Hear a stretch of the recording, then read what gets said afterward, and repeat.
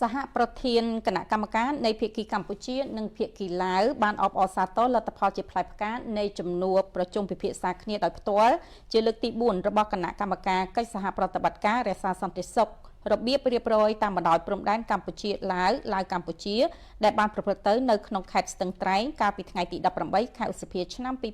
2026និងសន្យាជួបគ្នាជាថ្មីនៅប្រទេសឡាវនៅឆ្នាំ2027ក្នុងសន្ទរកថាបិទកិច្ចប្រជុំនាពេលនោះឯកឧត្តមនាយឧត្តមសេនីយ៍អិសរ៉ាត់អគ្គមេបញ្ជាការរងនាយសេនាធិការចម្រុះនៃកងយុទ្ធពលខេមរៈភូមិន្ទនិងជាប្រធានគណៈកម្មការកិច្ចសហប្រតិបត្តិការរក្សាសន្តិសុខរបៀបរៀបរយតាមបណ្ដោយព្រំដែនកម្ពុជាឡាវបានចាត់ទុកថាការជួបប្រស្រ័យការងារលើកនេះក៏ដូចជា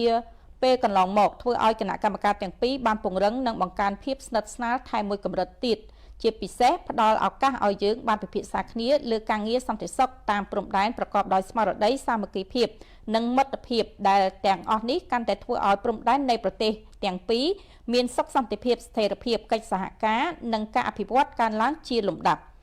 នាយឧត្តមសេនីយ៍បានគូបញ្ជាក់ថាយោងតាមស្មារតីអង្គប្រជុំយើងបានឯកភាពគ្នាលើគោលការណ៍ចំនួន11ចំណុចដែលដាក់ចេញក្នុងគោលបំណងបង្កើនពង្រឹងនិងលើកកម្ពស់ប្រសិទ្ធភាពកិច្ចសហប្រតិបត្តិការរវាងកងទ័ពទាំងពីរតាមរយៈអង្គភាពកម្រិតប្រតិបត្តិការនៅមូលដ្ឋានតាមបណ្ដោយព្រំដែននិងរវាងអង្គភាពកម្រិតយុទ្ធសាស្ត្រនៃអគ្គបញ្ជាការដ្ឋាននៃកងយុទ្ធពលខេមរៈភូមិន្ទនិងក្រសួងការពារប្រទេសឡាវ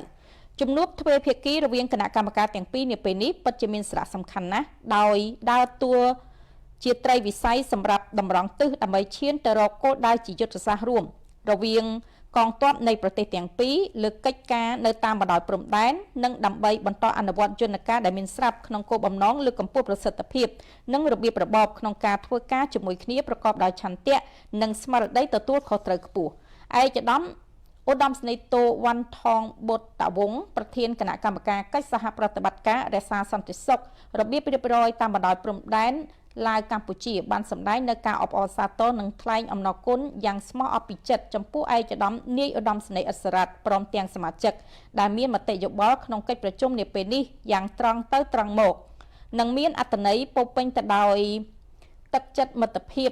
នាមជាអ្នកភូមិផងរបងដ៏ល្អរបស់ប្រជាជាតិទាំងពីរឯកឧត្តមសេនីយ៍តូជឿជាក់ថាការរួមសហការរក្សាសន្តិសុខរបៀបរៀបរយតាមបណ្ដោយព្រំដែនឡាវកម្ពុ